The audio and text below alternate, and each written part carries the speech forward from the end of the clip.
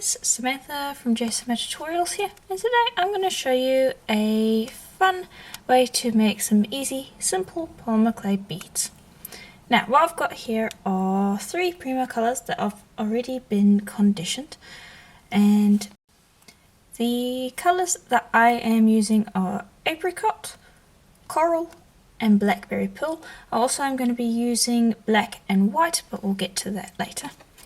For now, we're going to be making a skinner blend.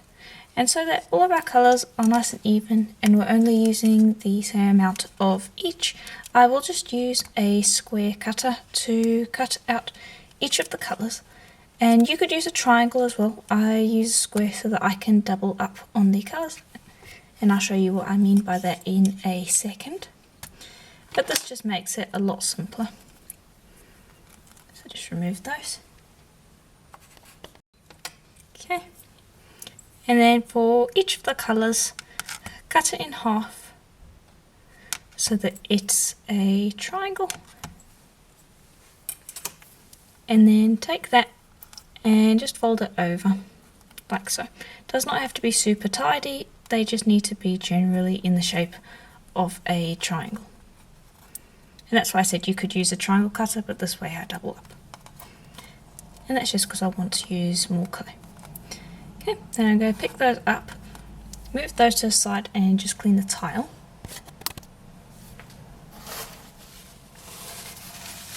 Like so. Then I'm going to start with the purple, place the pink next to it, and then the orange. Okay. And I have done detailed videos on how to do skinner blends in the past. If you subscribe to the channel you might have seen it, but if not, check out the channel search page, just type in skinner blend and you should be able to find a couple of videos there showing how to do this in detail. But this is basically the gist of it. There we go, and I'm just forming that so that it is a rectangle, that way it's easier when you put it through the pasta machine. Okay, and then you just turn that into a normal skinner blend. Okay, and there we go, that is how it should look. You can keep running it through to make it a little smoother as far as the transition between the colours go, but this should do. Then I'm just going to fold that in half again, like so, and I'm going to run it through the pasta machine, just lengthening it out so it becomes even longer. Okay, and that's quite long. Then I will start from the lightest colour, which is the apricot in this case, and I will roll it up, creating a skinner blend plug.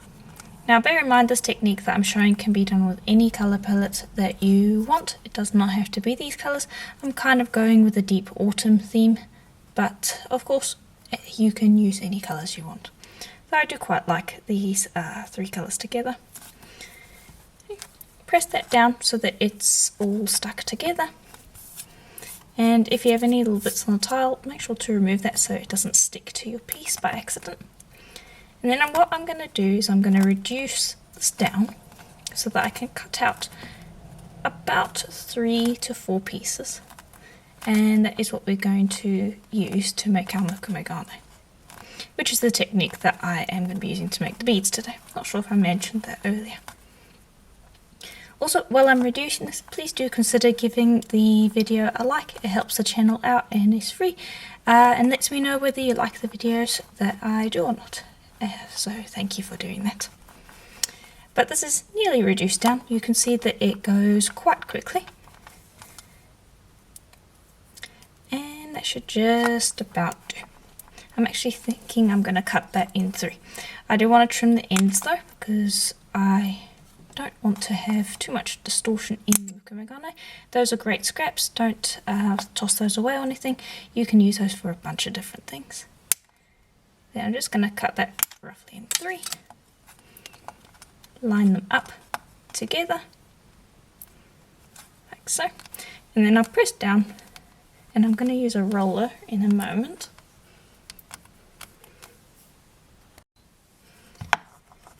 And I'm just going to flatten it and flip it over and roll from both sides so that it reduces evenly, like so.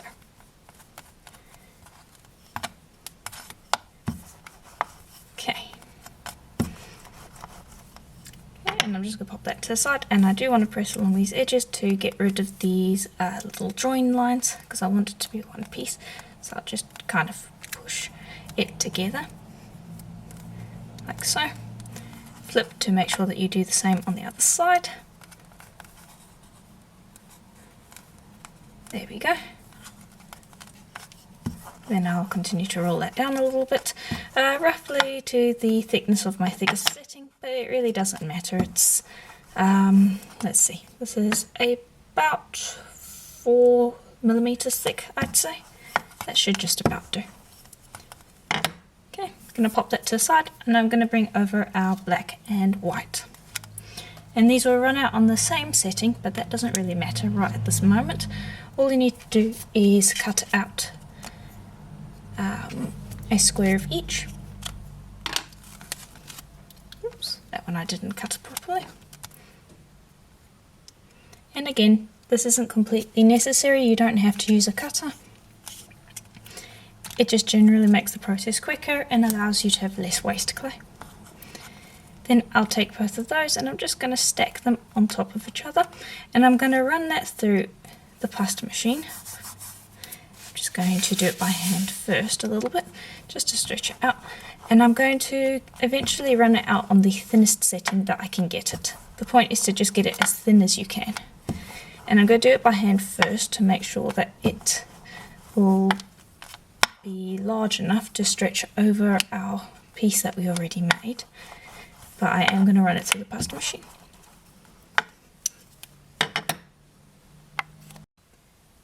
Like so. And that should make it really thin. Bring over your piece. And I'm just going to stack this, and I'm going to put it white side down.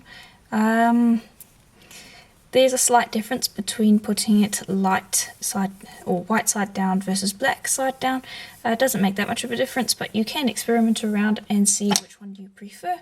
This is just what I prefer, because once you slice the Mokume Gane later on and you shave it, the white makes the bottom colour, the purple that is, appear a little bit lighter. If you wanted it to appear a bit darker, then you put it black side down. Now I'm just going to grab a little bit of cornstarch, and I'm just going to brush that over the top just so that my tools don't stick. And I probably used a bit much there, but that's fine. You could even use water, that would work as well. And just brush away the extra. Okay. And then I'm actually going to use a old width guide that I've got lying around. You could use a piece of card or a anything that's fairly thick that you can press into the clay. And all I'm going to do is I'm just going to press down almost the whole way through. And this is a hand-created texture. You could use a texture stamp to do this as well. Anything that indents the clay, essentially. And you're just going to keep doing that, like so. And I've created kind of a nice ray pattern there. And now I'm going to actually go across in a different pattern.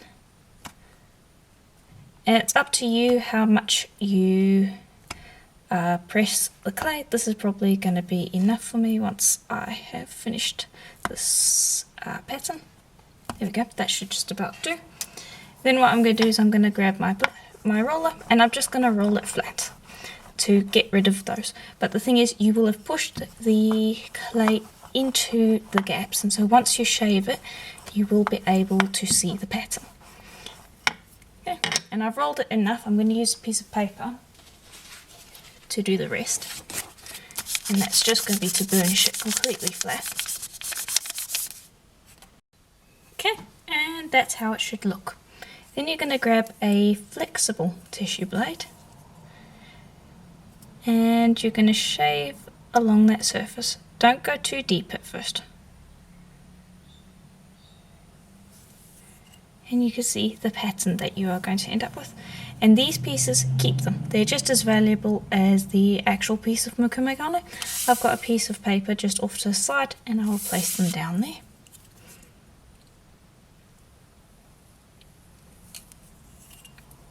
So just keep those. And that's all I will do. I'll just continue shaving this piece. And the deeper you go, the more the orange you're going to expose.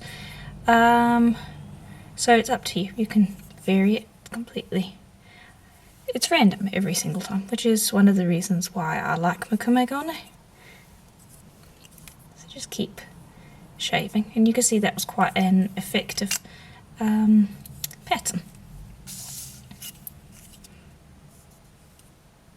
And just about done. That one wasn't so nice. There, that should just about do. Just cleaning up the edges really. Okay. Then I just like to trim up the extra around the edges. Again, keep that scrap clay, it's definitely useful.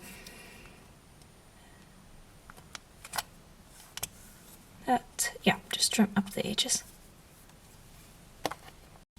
Then I like to go in and just burnish that flat as well, because you're going to have a couple of divots due to the tissue blade and how you cut it. And then you have a piece of Mokume Gane that you can use.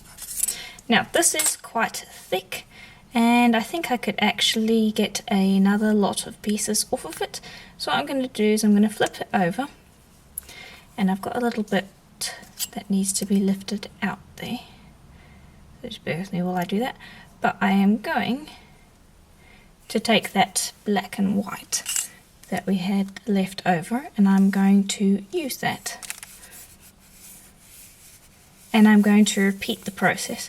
The second time around won't look as good as the first time around because you've already imprinted the clay with a pattern, and that will show up to a degree. But I should be able to get a bit more out of this. Okay, and there is how that one turned out.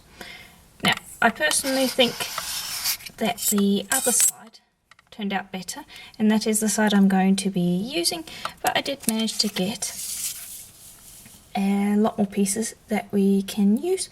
So I'm going to pop this all to the side along with the Mokume Gane, and we're going to bring over our scrap, whatever was left over from that, and this is what we're going to use to create our bead bases. Now you can use any kind of leftover clay you want. You're probably going to be covering it up anyway, so you don't need to worry about what colour it is, but if you've got scrap left over, you might as well use it. So just form that all together so that it becomes one solid piece of clay. Okay, like so. Then I'm going to run that out on my pasta machine on the thickest setting so that it is an even sheet of polymer clay. There we go. And now I'm going to bring over a circle cutter, and it doesn't really matter what shape your cutter is. All that matters is that you're going to be cutting out pieces from this, and it's going to be your bead base. And by cutting out the pieces and then forming your beads from that, you'll end up with beads that are all pretty much the same size, or as close as you can get it. So it's a nice way to keep them all the same size. Okay, and then that leftover clay that you've got there, you can roll back up, run it through the same setting, and then cut out more pieces from it. And there we go, you're going to have a couple of pieces. Then for each one, you're just going to take that and bundle it into a ball. And depending on what shape your bead, or you want your bead to be, dictates now what shape your piece is going to be. I first like to roll it into a circle shape or rough round, like so. And bear in mind that your base always should be smaller than you want your finished piece, because you're going to be adding clay on top of it, and that is going to make them larger after you finish with it. And all I'm going to do is I'm going to take our Mokume Gane pieces and I'm going to place them over, and I'm just going to roll them into place. Oops, I'm going off camera there. Covering up all of the base that we're using. Like so. And you can just take pieces and you're going to repeat until you've covered all of that leftover clay. And it shouldn't take too much if you are making small pieces. And then I'm just going to continue rolling that in a circle shape. And I generally will do that, and then I like to actually shape them once I've finished making all of the base pieces. But there we go, that's how it looks. I'm going to make a number more. Okay, and there we go. I've got about 10 beads here. Now, I'm just going to pop those to the side. I will worry about what shape I'm going to make them a little later. For now, they're just going to stay over there. And if anything, it's a good thing for them to sit and rest, because they can cool and it will make shaping later a bit easier.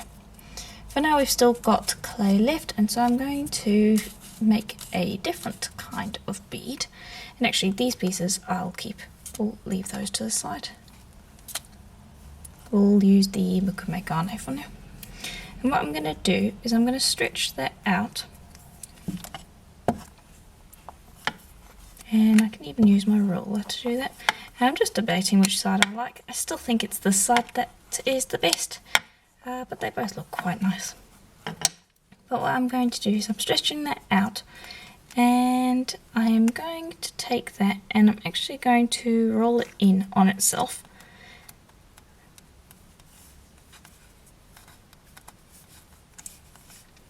Like so. Just making sure to press any air bubbles out. And that should be enough clay to work with. And I'll do the same with this piece. But for now we've got this.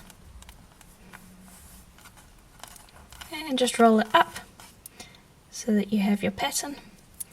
And just tend to those edges. Okay, and I'm just going to roll that into a cylinder. So, making sure that the clay is all pressed together. There shouldn't be any air bubbles or anything like that. Okay, and that should just about do. And I'm going to make a main pendant from this. So this is going to be our main end, so it's going to be the thickest end. So I'm just going to press it in a little more to thicken that back up, and then roll to even it out, and then everything else is going to get tapered down so that we can wrap it in a spiral. So I'm just going to roll, tapering that out.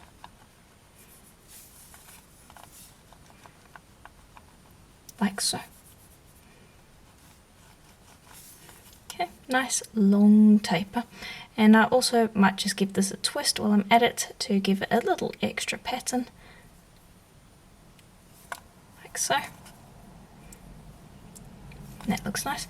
Roll it to even it out again, because the twist will add a few grooves that can just lightly be worked out.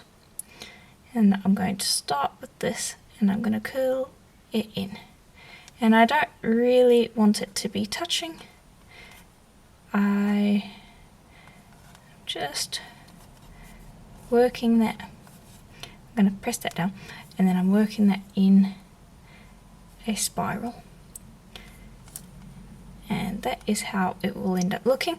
This side now needs to get tapered. I just want to see how that looks, so I'll hold that in. And then right at the very end, I'm going to taper that right down. Like so.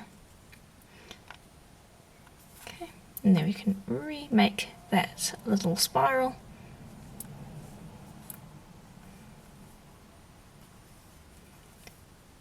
Bring that up, and I should be able to make a loop with that.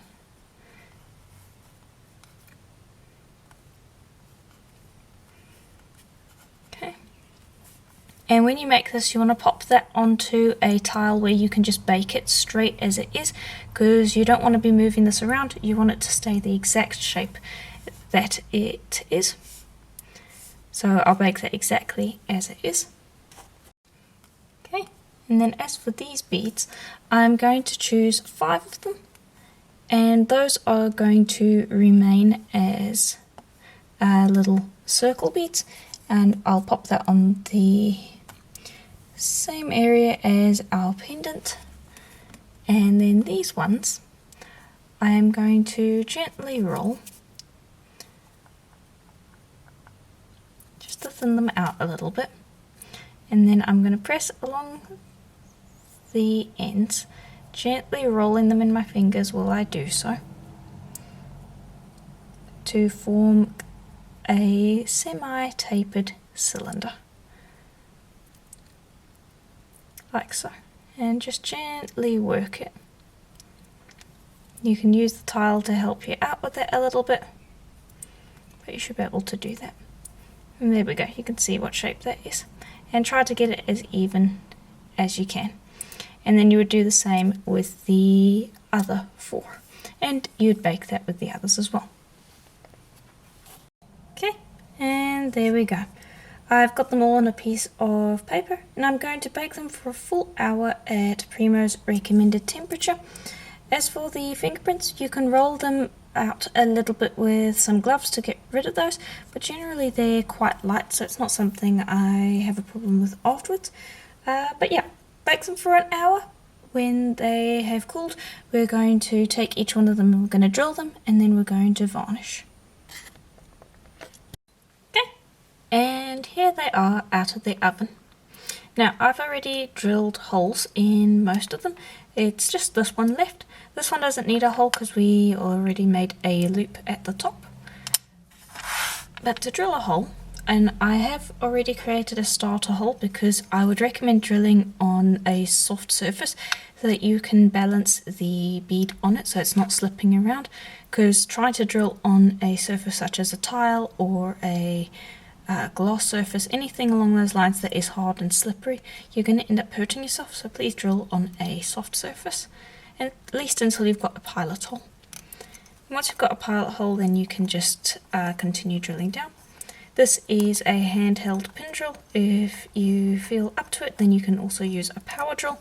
I still would recommend using a pin drill because it's a pin drill or a handheld drill, just because it's a lot safer than a power drill. But again, that is personal preference. And just drill straight through the piece, like so. And I have popped out through the other side over here. Just remember to keep your fingers well out of the way. And then I like to go back through the other way to just properly clean out the hole and get rid of any debris that might still be there. And there we go, that's how easy it is. You could of course pierce the holes before you bake them. That definitely would be quicker. The only problem is that you would tend to distort the beads, and so I find it easier to keep the beads in the correct shape, and so I prefer to drill afterwards, but that also is a personal preference thing. Okay, and I've just zoomed out because I'm going to show you how to dip them in varnish. And I've just got a piece of wire here. And all I'm going to do is I will string the beads onto the wire, and you can use a piece of string as well. It's anything available that you can just pop the beads onto. The wire is generally easier because it doesn't absorb the varnish, and so you don't have to worry about the beads sticking. So if you can use wire, that's best. But yeah, I'll do all 5 of the round beads. And then I've just got a pot of Varathane water-based gloss varnish here, and if you don't have a big pot, you can always brush the beads with a brush from a smaller pot, but if you have a big one, then you can just dip them straight away. And then I would suspend them over the surface of something, and then separate them like so, so they're all not touching each other, and then I would allow that to dry for at least half an hour, and then I am going to dip them again. I might do up to 3 dips. It depends on how much it takes to kind of hide the little bit of fingerprint marks that we have on the beads, because I'm not going to be sanding all of the beads. That would just take way too long. So if you're not happy with the surface that you've got, just apply a couple more coats of varnish. Just allow plenty of time between the coats to let the pieces dry. Okay, and that's how they should look once they're dried. Now, I've only put 2 coats on here, so it's come out with almost a shiny satin finish. It's not a completely glossy finish. You're going to have to put a couple of coats on for that, or sand the pieces before you varnish them. But this is the coat that I quite like. It's just a nice soft shine.